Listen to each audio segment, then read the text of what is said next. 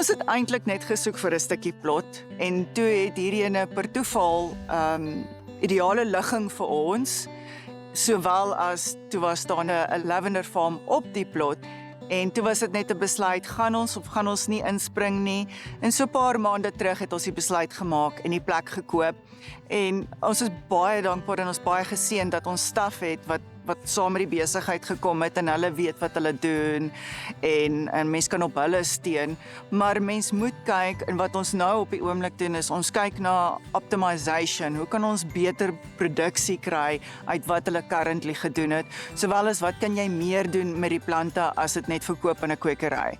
So my deel is meer om te kyk hoe kan ek die hele plant optimize? Wat kan ek in elke stadium van die jaar, want almal weet dat farming is baie cyclical en so jy moet probeer, ek moet probeer om dit uit te balanseer met verskillende produkte. Dalk beteken dit dis 'n ander produk wat nog niemand aan gedink het nie. So baie eksperimentasie, baie probeer en toetsiemark en so aan.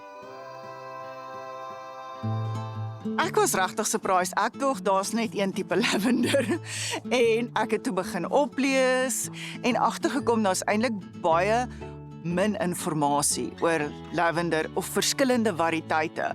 So my fokus is nou regtig om daai kennis op te bou in watter lavender is spesifiek vir watter situasie, want nie almal het dieselfde application nie. So almal dink altyd lavender is calming, maar van die ander lavenders het baie camphor in hulle in. So ek sal nie, soos baie mense sê, jy kan enige lavender sip as 'n tee, maar ek sal nie 'n koppie Vicks wil drink nie. Ek weet nie of julle sal nie, maar ja, so dit is eintlik maar net, ek wil net my kennis so ver as moontlik uitstrek en weet wat ek vir mense aanbied en hoe kan hulle dit beter gebruik vir hulle eie doelwitte. My droom sal wees is as Lavender SA so bekend is soos wat wanneer jy by 'n kwekery instap en jy vra vir Ludwig Rose. Want daar's 'n trust in daai produk. Nou as 'n niche farm, dis tog waarin jy strive, nê? Jy kan nie met die groot ouens kompeteer nie. Jy het nie daai capacity nie, jy het nie daai production magnitude nie, jy het nie daai volumes en al daai extra experiences en jare en generasies se experiences nie. So ek dink wat belangrik is vir 'n klein opstel soos hierdie is eintlik om net te probeer uitstaan in jou eie manier. Ek probeer nog baie goed om uit te figure waar ons is.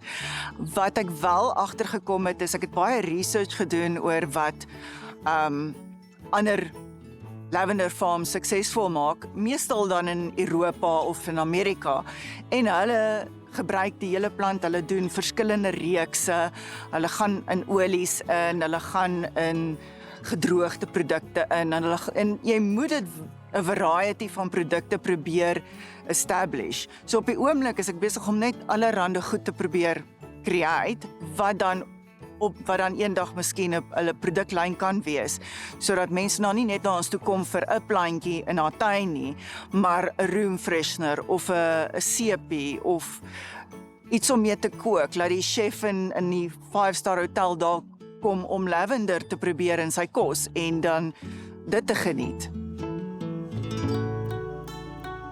So ons het 15 variëteite hier op die veld. Die French lavender blom die hele jaar deur en hom sny ons hom wanneer ons nodig het. Ons gebruik hom vir konfetti, ons gebruik hom vir vars snyblom, hy's 'n amazing snyblom. Dan in September, Oktober en November begin die ander variëteite eintlik blom. So hulle blom maar van jou spring na jou somer toe en so aan. En dan daai word dan basically gebruik wanneer ons hulle nodig het. So dit hang af van wat die produk is wat die kliënt wil hê. Sommige mense vra vir 'n gedroogde produk en ander mense vra vir 'n vars produk. So ons kan nie alles in een dag oes nie. Ons harvest ook met die hand, so dit is nie asof jy 'n trekker hardloop wat sommer net eendag alles gaan uithaal nie. So ja, so ons doen dit soos wat stelselmatig soos wat die need is vir die produk.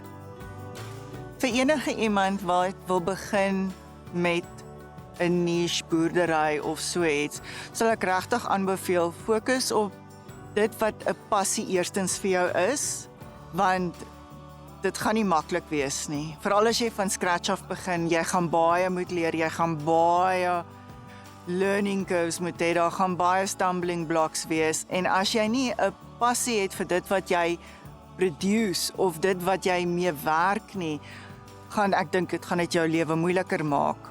En ek glo nie jy hoef alles te weet van die produk in die begin nie.